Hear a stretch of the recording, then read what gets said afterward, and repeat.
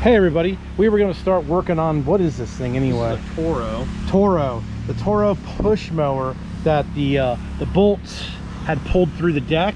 So G Jr. came out here and started cleaning the grass out of the deck. But I think this deck, I could fix it, but look, it's just blown out too bad. It's blown out there. That one's easy to fix. That one I could probably fix. Should I fix it or not? I say no. You say no? You think we should take it to the metal yard? Yeah. Should we just find another frame?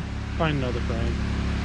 All right, well, there's a quick one. We were gonna fix it, but I just think this one's too far gone. We don't even know if the crankshaft's bent. We have no idea.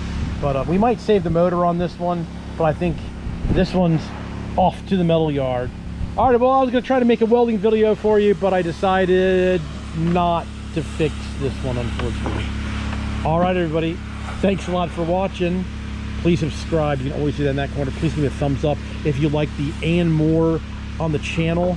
Yeah, this is a Briggs & Stratton GTS 140. We'll save that motor because the motor looks pretty good. We'll save it for something else and give it new life on a different mower. All right, everybody. Thanks a lot for watching.